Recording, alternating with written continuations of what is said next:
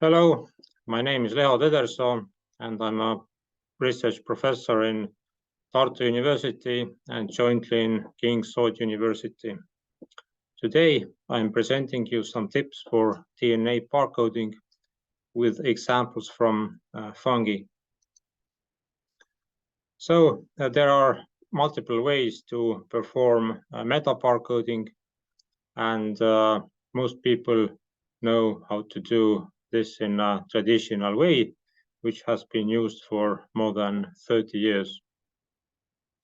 For fungi, the ITS region of rRNA genes is the main region for DNA metabarcoding in fungi. This marker is used with one-way or two-way Sanger sequencing technique for generating these barcodes. Its downsides is that it is relatively laborious, especially the sequence pairing, quality editing, and identification steps, which often need to be done one by one and manually. The maximum length of high-quality Sanger read is around 900 bases, usually less. Also, taking all sequencing efforts together, Sanger sequencing is relatively costly. For large batches, the prices start from €2 per one reaction. It is also prone to contamination and poor sequence quality, which means that barcoding reaction has principally failed. There are also three new ways of DNA barcoding, which all include high throughput sequencing. The first of these is genome skimming, which is low coverage genome sequencing to recover one or many marker genes, and often in their full length. It's quite a successful method for very old specimens, including those that are more than 100 years old. It can also be used for contaminated specimens and environmental samples when your target organism is dominating or at least co-dominating. It is a relatively costly method, starting from €100 per specimen, and much of the cost is related to preparation of individual sequencing libraries for each specimen.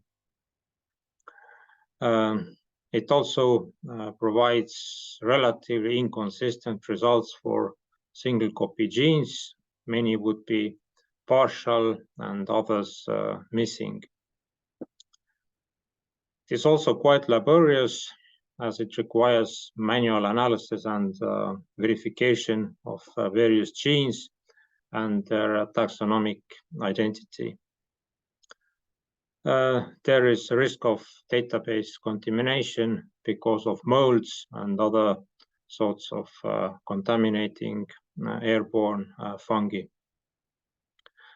One of the first examples of this approach in fungi was published from my team, where we addressed the opportunities of DNA barcoding from old specimens, and particularly ectomycorrhizal root tips, which contain very little materials.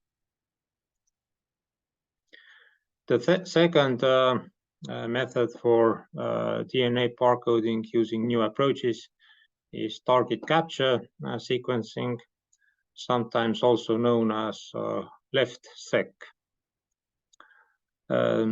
This includes enrichment of those targeted markers for high throughput sequencing. So it means that sequencing depth can be much lower compared with genome skimming and whole genome sequencing. Its positive sides include that it allows analysis of multiple single copy genes simultaneously, as also did the previous method. And when you are interested in population level genetics or genomics, then this is certainly the cheapest method of choice for this type of analysis. However, it requires quite a laborious and costly step of target capture, which includes design of the target capture molecules, hybridization processes, and it's relatively costly. Both target capture probes, chemicals, and sequencing costs quite a lot. So one could be happy to have one specimen sequenced for 100 euros. Here, especially the manual analysis and verification of individual genes and taxonomic identities is taking a lot of time. And also, as for shotgun sequencing, there is a risk of database contamination because of molds and other airborne contaminants. There is one nice example of use of this technique for sequencing multiple markers of Wolbachia directly from its host genome, where the Wolbachia DNA contributed roughly 10% of all DNA. And last but not least, the most broadly used and promising method for DNA barcoding is utilization of third generation amplicon sequencing. So it means that using third generation sequencing platforms such as PacBio or Oxford Nanopore, one can run indexed primer amplicon sequencing. It has many advantages compared to previous techniques. Especially, it allows analysis of many long marker genes simultaneously. It has also multiple options for parallel analysis of hundreds or even thousands of specimens when combining those indexed primers.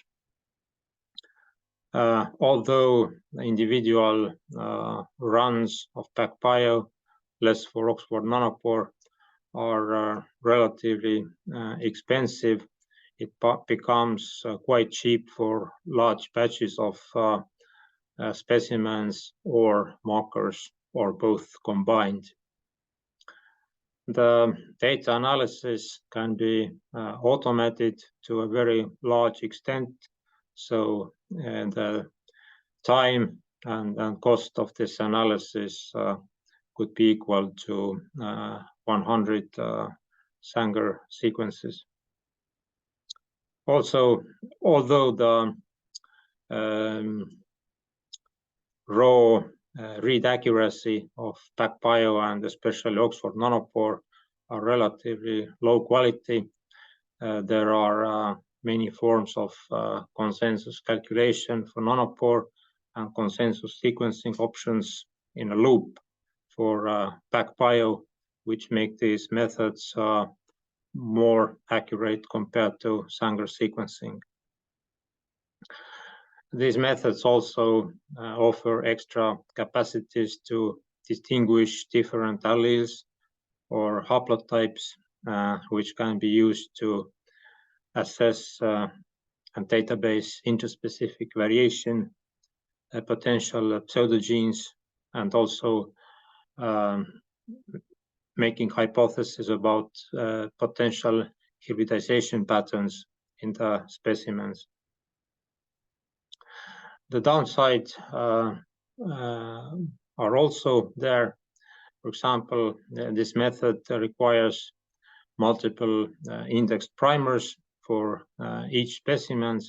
So if you think of 100 paired forward and reverse primers, which are all indexed, it would cost around 3,000 euros. And also, as this method enables analysis of large batches, then artifacts such as contaminating reads may very easily go unnoticed because of the high level of automatization. And one, again, first paper where we used this method for fungi, it was published by my colleague Kadri Runnel in Molecular Ecology Resources. Here we targeted specifically the different haplotypes in the marker genes, and we saw that around 10 to 20% of fungal specimens contain multiple different ITS copies. So with this, I would like to conclude, and if you like, you can write questions to my email, which you will see on the first page of my presentation. So thank you.